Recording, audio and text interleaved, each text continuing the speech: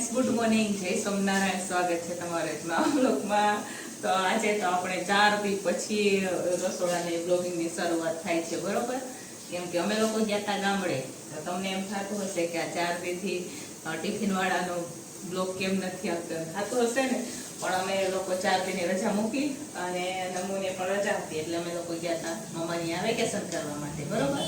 તો આજે આવી ગયા છે. ત્યાં છે ને નેટવર્કનો બહુ પ્રોબ્લેમ ને અમે ગયા તો એનો વરસાદ હતો. તો વરસાદ હોય તો ગામડામાં તો લાઈટ સીધી વહી જાય, અને ત્યાં તો મારે વડાફોનનું સિમ છે એટલે નેટ બી ન આવે, એટલે કોઈ બ્લોગ પણ અપલોડ ન થાય. તો પણ આપણે નાના નાના ઘણા વિડીયો બનાવેલા છે. હું ક્યારેક બધા એડિટિંગ કરી અને એક બ્લોગ બનાવી અને હું નાખી દઈશ, બરોબર? કેમ કે અત્યારે તો ફરીથી આપણે રસોડાની શરૂઆત થઈ ગઈ છે.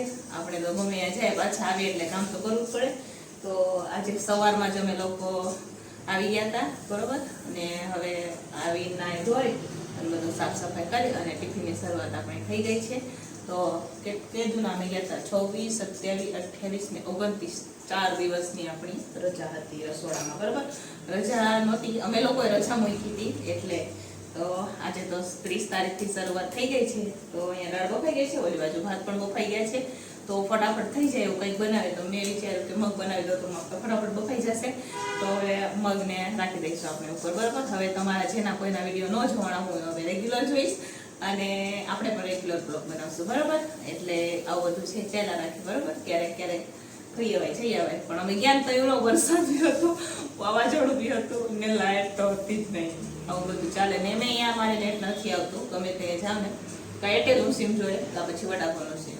એરટેલનું સિમ જોઈએ કાં જીઓનું સિમ હોય. જીઓમાં પણ બહુ ઓછું નેટ આવે, એરટેલનું સરસ ચાલે.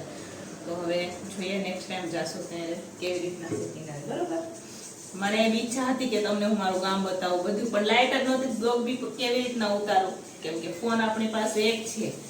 તો હવે નેક્સ્ટ ટાઈમ જઈશું ત્યારે ઘણું બધું તમને બતાવીશ, બરોબર? ગામડાનું જીવ. ચાલો ફટાફટ રસોઈની શરૂઆત કરી દઈએ, કેમ કે વાગી ગયા છે 10:30 ને બહુ મોડું થઈ ગયું છે અમને આજે, એટલા હાથો થઈને, બરોબર? દાળને ઉતારી દે અને મગ ઉપર ચડાવી દઈએ આપણે. પછી દાળનું ફટાફટ તૈયારી કરી લઈએ વઘારવા હાથો થઈને.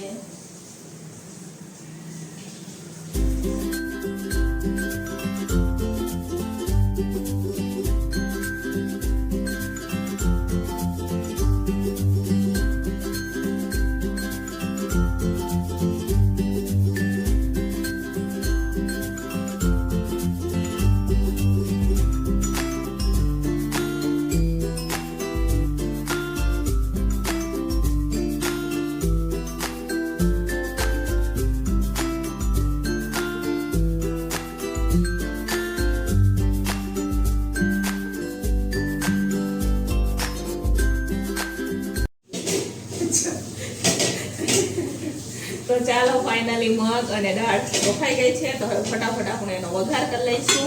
નીચે લોટ પણ બંધાઈ ગયો છે, એટલે દાળ ને મગ થઈ જાય એટલે આપણે કરશું રોટલી. સલાડ બનાવવાનું સુધારાઈ ગયું છે, કેમ કે આજે ગુડીબેન આવ્યા છે હેલ્પ કરવા માટે, એટલા હાટું થઈને, કેમ કે મોડું થઈ ગયું ને બધું ન ભેગું થાય. તો અહીંયા ફટાફટ મેં 2 ગેસ ઉપર 2 તપેલા ચડાવી દીધા છે. આ બાજુ મગનો વઘાર કરશું ને આ બાજુ દાળનો વઘાર કરશું આપણે, બરોબર? ચાલો ફટાફટ વઘાર કરી લઈએ. ચાલો, સરસ મજાના અહીંયા આપણા મગ બનીને તૈયાર છે. આ બાજુ દાળ પણ આપણે ઉકળી રહી છે.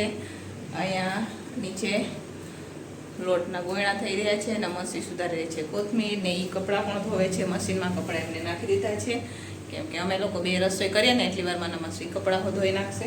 તો ચાલો મગને ઉતાર લઈશું અને દાળ પણ ફટાફટ ઉકાળી દઈએ અને પછી ચાલુ કરી દઈએ આપણે રોટલી, કેમ કે વાગી ગયા છે 11:30. હાલો ફ્રેન્ડ્સ, તો ફાઇનલી બધું જ જમવાનું બનીને તૈયાર થઈ ગયું છે. વાગી ગયા છે 12. આપણે 12 વાગ્યામાં બધું જ જમવાનું કમ્પ્લીટ કરી દીધું છે.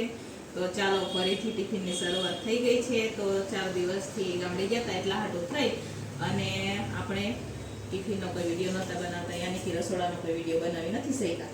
તો ચાલો આજે શું શું બનાવ્યું છે હું તમારા સાથે શેર કરીશ. તો સલાડ છે, રોટલી છે, અહીંયા સરસ મજાની આપણી દાળ છે ને દહીંવાળું મગનું શાક બનાવેલું છે ને ભાત છે. અહીંયા બધી ટિફિનો રખાઈ ગઈ છે. તો ચાલો હવે ભરી દઈશું ફટાફટ ટિફિન, કેમ કે ટિફિનવાળા થોડીક જ વારમાં આવી જશે. અને આજે આપણે લાંબો વિડીયો નહીં બનાવીએ, આ વિડીયોને આપણે ટૂંક સમયમાં જ એડ કરી દઈશું. અને મળશું પાછા કાલે એક નવા વિડીયો સાથે. ત્યાં સુધી બધાને જય સ્વામિનારાયણ. કેમ કે અત્યારે મારે ઘણું બધું કામ છે એટલા હાટું થઈને, કેમ કે ગામડેથી આવ્યા હોય એટલે સાફ સફાઈ પણ ઉપરની બાકી છે, કપડાં બધા ધોવાના પણ બાકી છે. એ તો નમસ્તે થોડા થોડા કરીને ચાલુ કરી દીધા છે. તો ચાલો ફટાફટ આપણે ટિફિન કરી દઈએ.